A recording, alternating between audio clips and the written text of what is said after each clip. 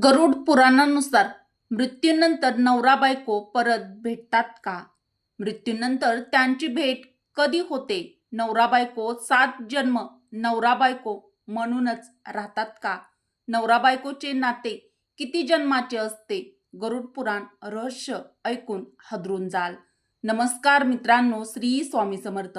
मित्रांनो, गरुड पुराणानुसार आज आपण एक असं सत्य जाणून घेणार आहोत जे तुमच्या मनाला धक्का देईल. तुम्ही कधी विचार केला नसेल, हे शक्य आहे का? मित्रांनो, तुम्ही कधी एकांतामध्ये बसून विचार केलाय का? तुम्हाला कधी हा प्रश्न पडला आहे का? नवरा बायको मृत्यूनंतर भेटतात का? त्यांची भेट कधी होते? मित्रांनो, ज्या व्यक्तीवर आपण आयुष्यभर प्रेम केलं, ज्याच्यासोबत सुख दुःख वाटलं, मृत्यूनंतर त्या नवरा बायकोची पुन्हा भेट होते का? की एकदा मरण आलं की सगळं संपतं? आज मी तुम्हाला सांगणार आहे आपल्या हिंदू धर्मातील पवित्र ग्रंथ गरुड पुराणातील एक असं सत्य जे ऐकून तुमच्या डोळ्यात टचकन पाणी येईल आणि मनात एक वेगळीच भावना निर्माण होईल. मित्रांनो, जे ऐकून तुमचा जीवनाकडे बघण्याचा दृष्टिकोनच बदलून जाईल. मित्रांनो, मृत्यूनंतर आत्मा पती की पत्नीला शोधतो का? मित्रांनो, माणूस मेल्यानंतर आत्मा पुन्हा आपल्या घरी परत येतो का? हा प्रश्न जितका साधा वाटतो तितकाच गूढ आणि खोल अर्थांनी भरलेला आहे. मित्रांनो, गरुड पुराण हा एक दिव्य ग्रंथ आहे जो मृत्यूनंतर आत्म्याच्या अदृश्य आणि अन्नभिन्न प्रवासाचे रहस्य उघडतो. या ग्रंथानुसार आत्मा मृत्यूनंतर कुठे जातो? आपल्या पतीला किंवा पत्नीला पाहतो का? मित्रांनो, हे सर्व आत्म्याचे संस्कार, तिच्या इच्छा, मृत्यूसमयीची मानसिक आणि आध्यात्मिक अवस्था यावर अवलंबून असतं. या रहस्यमय माहितीमध्ये आज आपण जाणून घेणार आहोत की मृत्यूच्या क्षणी आत्म्यासोबत कोणकोणत्या अलौकिक घटना घडतात, शरीर मृत्यूला कसं स्वीकारतं, आत्मा शरीरातून कधी बाहेर पडतो हे तिला कळतच नाही की तो शरीरापासून वेगळा झाला आहे. कुटुंबातील विलाप, शोक, विरहाची वेदना आत्म्याच्या चैतन्यमनावर काय प्रभाव टाकतात? मित्रांनो, आधी या दिव्य प्रवासाचा सन्मान म्हणून व्हिडिओला एक लाईक अवश्य करा आणि कमेंटमध्ये श्री स्वामी समर्थ किंवा जय श्रीकृष्ण नक्की टाईप करा. चला तर मग सुरुवात करूया या अदृश्य प्रवासाला, ज्याची सुरुवात होते शेवटापासून म्हणजेच मृत्यूपासून. मृत्यू म्हणजे फक्त शरीराचा अंत, पण आत्मा तो कुठे जातो? तो आपल्याला विसरतो का की अजूनही आपली वाट पाहत असतो? आजचा हा व्हिडिओ फक्त माहिती नाही, हा तुमच्या त्या प्रश्नाचं उत्तर आहे. मित्रांनो, नवरा बायकोचं नातं हे फक्त या जन्मापुरतंच मर्यादित असतं का? हे नातं असतं विश्वासाचं, त्यागाचं आणि न बोलता समजून घेण्याचं. आयुष्यात कितीही भांडणं झाली, कितीही मतभेद झाले, तरी दिवसाच्या शेवटी ते दोघं एकमेकाशिवाय अपूर्ण असतात. एकमेकासाठी जगणं, एकमेकासाठी रडणं आणि एकमेकासाठी स्वतःला बदलणं, हेच खरं नवरा बायकोचं नातं असतं. मित्रांनो, पण कधी कधी आपण जिवंत असताना या नात्याची किंमत आपल्याला समजत नाही आणि जेव्हा ती व्यक्ती कायमची दूर जाते तेव्हा कळतं आपण काय गमावलं आहे. आणि म्हणूनच तुमच्या देखील मनात प्रश्न पडतो, इतकं खोल आणि जीवाभावाचं नातं मृत्यूनंतर खरंच संपतं का? की आत्म्याच्या रूपात पुन्हा एकत्र येतं? गरुड पुराण याबद्दल काय गूढ गुपित सांगतं? चला मित्रांनो, आजच्या या व्हिडिओमध्ये गरुड पुराणाचं ते रहस्य जाणून घेऊया. मृत्यूचा क्षण. मृत्यू हा शेवट नसतो, तो फक्त एका प्रवासाची सुरुवात असते. जेव्हा एखाद्या व्यक्तीचा मृत्यू होतो तेव्हा आत्मा शरीरातून बाहेर पडतो आणि त्या क्षणी आत्मा सगळं पाहू शकतो पण कोणाशी बोलू शकत नाही. नवरा गेला असेल तर तो आपल्या बायकोला रडताना पाहतो आणि बायको गेली असेल तर ती आपल्या नवऱ्याची तगमग पाहते, पण त्यांना एकमेकाशी बोलता येत नाही. 2. आत्म्याचा प्रवास. मृत्यूनंतर आत्मा लगेच भेटत नाही, कारण त्याला करावा लागतो एक लांब प्रवास. यमदूत त्याला घेऊन जातात. आत्मा गोंधळलेला असतो, पण अजूनही वाटतं त्याला की मी जिवंत आहे. या प्रवासात त्याला आपल्या कर्माची जाणीव होते. त्याला भूतकाळ आठवतो आणि सर्वात जास्त आठवते आपली प्रिय व्यक्ती, म्हणजेच आपली प्रिय पत्नी किंवा आपला प्रिय पती. मित्रांनो, आत्म्याचा प्रवास इथेच थांबत नाही. तो पुढे जातो. एका अशा ठिकाणी जिथे कोणतीही चूक त्याची लपून राहत नाही. मित्रांनो, मृत्यूनंतर त्या आत्म्याचा प्रवास तेथे संपत नाही.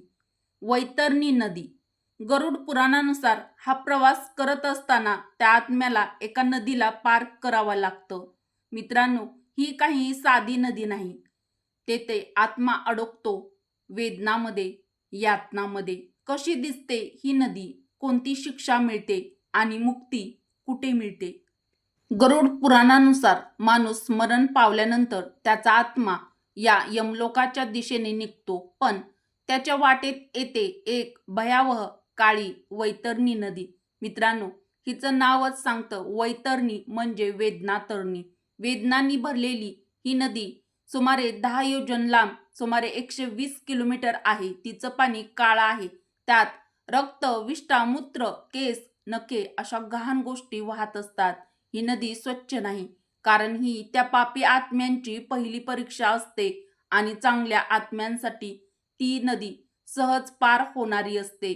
ज्यांनी आयुष्यात पुण्य केलं असेल, दान केलं असेल, त्यांना या नदीत जास्त त्रास होत नाही. पण ज्यांनी वाईट कर्म केलं आहे, त्यांना इथे भयंकर यातना या वैतरणी नदीमध्ये भोगाव्या लागतात.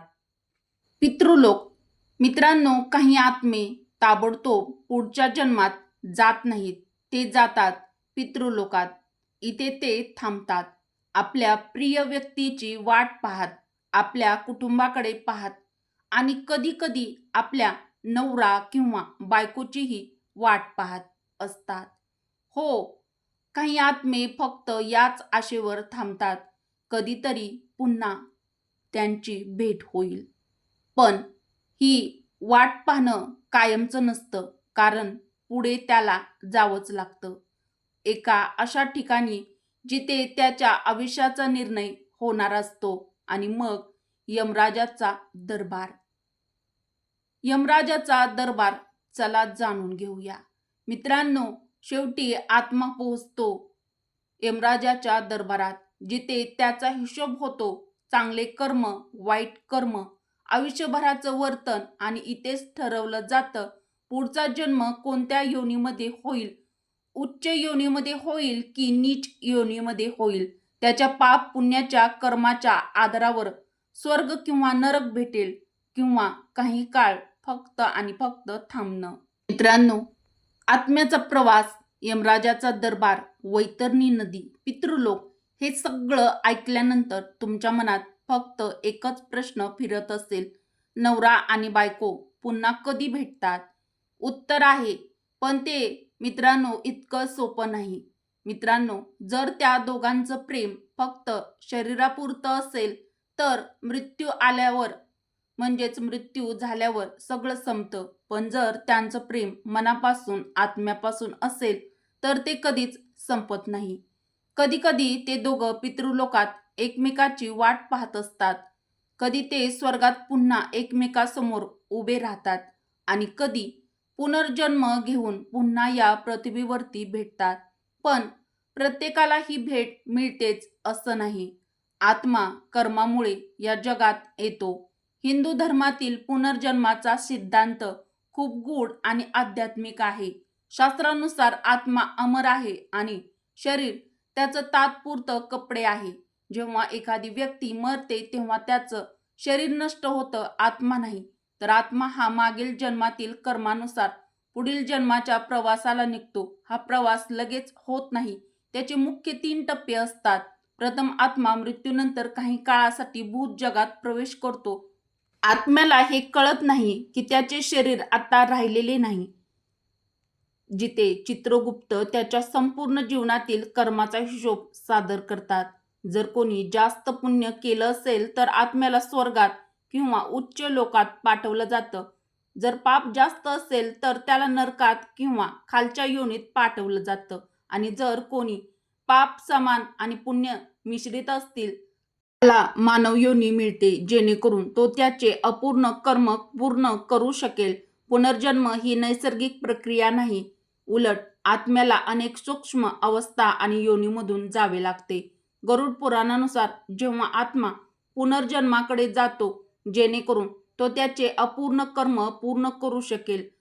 पुनर्जन्म ही नैसर्गिक प्रक्रिया नाही, उलट आत्म्याला अनेक सूक्ष्म अवस्था आणि योनीमधून जावे लागते. गरुड पुराणानुसार जेव्हा आत्मा पुनर्जन्माकडे जातो तेव्हा त्याला 16 प्रकारच्या योनी, प्राणी, पक्षी, कीटक, जलचर, मानव इत्यादीमधून जावे लागते. एखाद्याने पुण्य केलं असेल तर तो उच्च योनीत जन्म घेतो, पाप केलं असेल तर नीच योनीमध्ये उच्च योनीत जातो. तिकडे सेवा, भक्ती, धर्माचे पालन करणाऱ्याला मानवी जन्म मिळतो. असंही म्हटलं आहे की जन्म मृत्यूचं हे चक्र आत्म्याला मोक्ष मिळेपर्यंत चालू राहतं. म्हणजेच तो देवाशी एकरूप होत नाही. आत्मा जन्म आणि मृत्यूच्या बंधनातून मुक्त होतो आणि ब्रह्माच्या रूपात स्थित होतो. म्हणूनच हिंदू धर्मात जीवनाला एक संधी मानलं जातं. कारण जर कर्म वेगळी असतील, जर एकाचा मार्ग वेगळा असेल तर ते आत्मे एकमेकाच्या जवळ असूनही कधीच भेटू शकत नाहीत. कल्पना करा, एक आत्मा पितृलोकात थांबलेला आहे, फक्त एका व्यक्तीची वाट पाहत आहे. वर्षानुवर्ष फक्त एका आशेवर, ती पुन्हा येईल, तो पुन्हा भेटेल. आणि कदाचित तुमच्या आयुष्यातील एखादी व्यक्ती अशी आहे ज्यांच्याशी तुमच्या मनापासूनच्या भावना गुंतल्या आहेत. त्या व्यक्तीचं नाव जरी काढलं तरी तुमच्या डोळ्यामध्ये टचकन पाणी येतं. ज्याचं नुसतं नाव जरी काढलं तरी तुमच्या चेहऱ्यावरती हास्य येतं आणि ते गोड हसू उमटतं. ज्यांच्याशी तुम्हाला अनोखी ओढ वाटते. मित्रांनो, मागच्या जन्मातील ती तुमचीच सोबत असू शकते. आपल्याला आयुष्यात भेटणारी प्रत्येक व्यक्ती ही योगायोग नसते. ते असतात ऋणानुबंध, म्हणजेच मागच्या जन्मातील अपूर्ण राहिलेली नाती, अधुरी राहिलेली वचने, जी पूर्ण करण्यासाठी आत्मा पुन्हा जन्म घेतो. गरुड पुराणात असं सांगितलं आहे, जे नातं खूप गहरं असतं, जे अपूर्ण राहतं, ते नातं पुन्हा या जन्मात परत येतं. पण प्रत्येक वेळी तेच नातं त्याच नावाने येत नाही. त्या व्यक्ती कोणत्या नात्यामध्ये येऊ शकते, तीच व्यक्ती पुढच्या जन्मात कधी तुमची पत्नी बनते, कधी तुमचा नवरा बनते, पण कधी ती तुमची आई म्हणून येते, कधी तुमचा मुलगा किंवा मुलगी म्हणून येते, कधी अगदी जवळचा जिवलग मित्र बनून येते आणि कधी फक्त एक अशी व्यक्ती जिच्याशी तुम्हाला कारण नसताना खूप जवळीक वाटते. कधी कधी एखाद्या व्यक्तीला पाहताच आपल्या डोळ्यात टचकन पाणी येतं. का ते आपल्यालाही कळत नाही, पण आपलं मन म्हणतं ही व्यक्ती आपलीच आहे.